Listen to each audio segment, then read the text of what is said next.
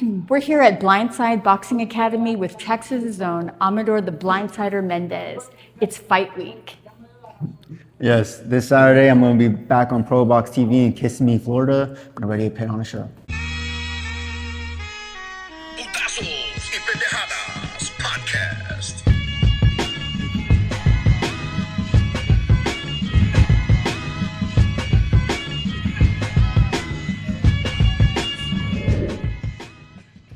In the amateur, you've said you felt built more for pros. Why do you think your style translates better at this level? I always like to take my time more. I like to pick better shots over more quantity of shots, quality over quantity always. I never like to rush the process too much and throw in a lot of pitter-patter. So in the pros, I like to sit down more, and it's really working. So. All right, so this fight versus Andres Caraballo this Saturday, what do you see in Andres Caraballo as an opponent? Are you familiar with his style? I'm familiar with his height. I've seen people with that height and style before. It's nothing new, nothing crazy. I'm looking forward to a good fight, hopefully. Hopefully he could give me that. So how do you plan to deal with his height and reach advantage? His height and reach, he has some flaws that I see. I feel like he can't use his height very well, so I'll use that against him. I've always liked to pick my shots very well, and I feel like I could stop him possibly. So I'm feeling very confident about it.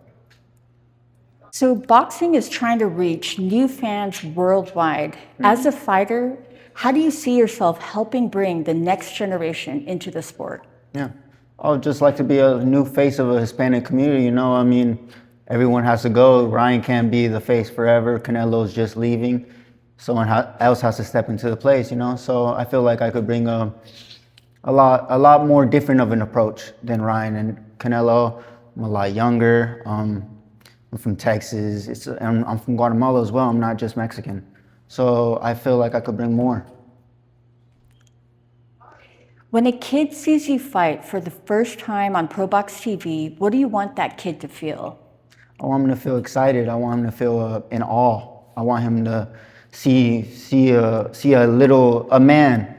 I want him to see a man, but that man was once a little boy, you know, and I want him to feel the excitement of seeing two dudes going at it with all their force, and just to say, oh my God, he threw this and he threw that, and oh my God, he missed, and oh my God, he's on the ground, what's going on? It's just, I want him to feel that excitement.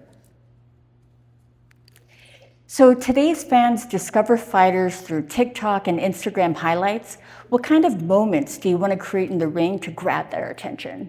Highlights. That's what everyone wants. Everyone wants to be a new edit, a new reel, something, you know? If a young fan came up to you and said, I want to start boxing because I saw you, what's the first piece of advice you'd give them?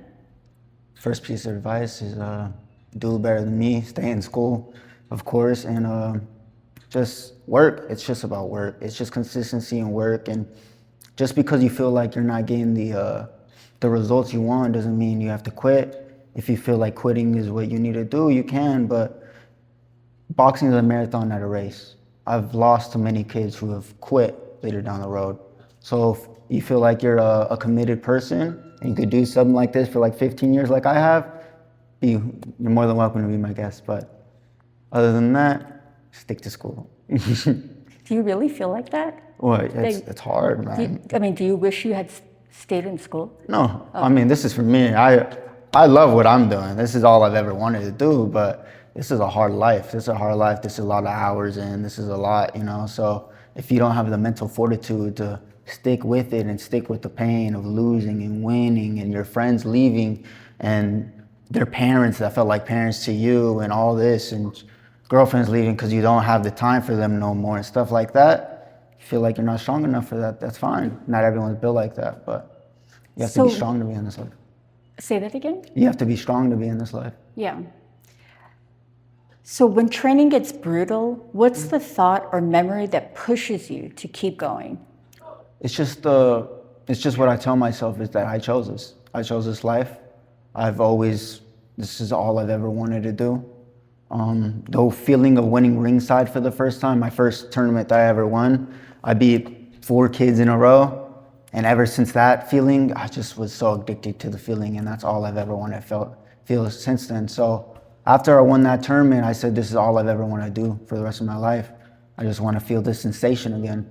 So I've just been chasing after that. And you've been getting it. So far I have.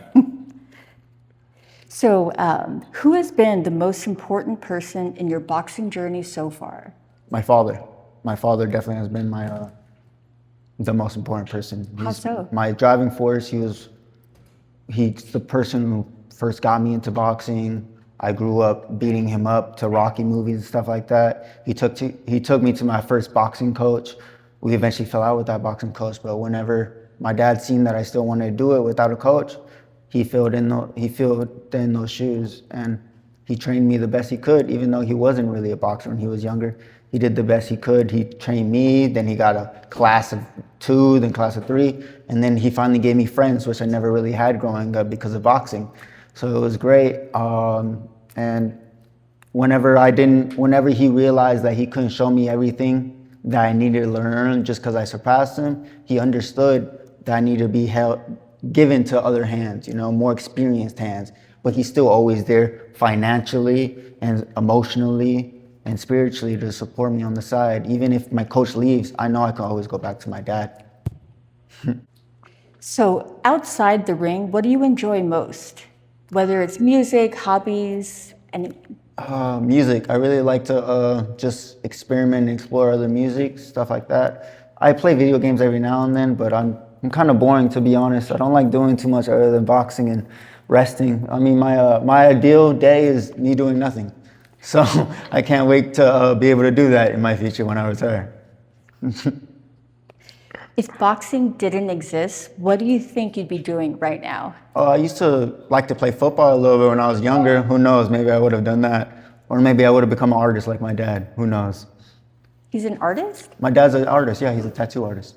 So Amador, outside of social media and the bright lights, how much do you truly love boxing? The grind, the gym, the everyday hard work? I love it. It really shows me the mental fortitude that some people have and some people don't. I've grown to watch people just from afar, just like their little traits and stuff like that. Because of boxing, the way I have to watch someone's shoulder move, like for a feint or something, I just like to look at people's character traits, and I see a lot of people don't have it in them just to keep going whenever times get tough, just to see that, oh man, my grades aren't doing so good. Might as well just pass next semester or something like that, just to see the grind, to feel that I can do it every single day, even though it's hard. And even though I don't want to do it, I can still do it. And I know I can do it every day, day in and day out. I feel like very determined, So a lot of fighters talk about what they want from boxing. What do you want to give back to boxing?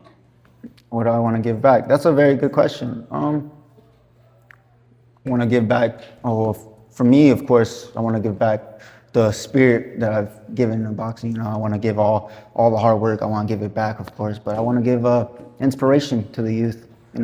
I'd love to inspire the youth, even though I feel like I don't know, I'm not a role model of any kind. I just want to inspire the youth any way I can and just show that you don't have to be a very smart kid just to be successful in life. For the next generation of kids who may look up to you, what lesson do you want them to take from your journey? Just don't give up. That's all. Just 15 years of not giving up, and look where I've gone. I've won a couple tournaments and I've lost a lot more, but I'm still being called one of the best contenders out of Texas. So what does that say? Hopefully the world here soon. A year from now, where do you see yourself in your boxing career? Being listed as one of the top 10 contenders of boxing. That's where I see myself. Hopefully with the WBC youth title, that'll be great. Something of that. Some type of youth title next year around this time, I'll say I'm just on course of where I want to be. Amador, thanks for your time here at Blindside Boxing Academy and RPM Fitness. Best of luck this Saturday night in Kissimmee on ProBox TV. I'm Lydia Smith with PYP Boxing. Amador the Blindsider Mendez, don't miss it. Thank you.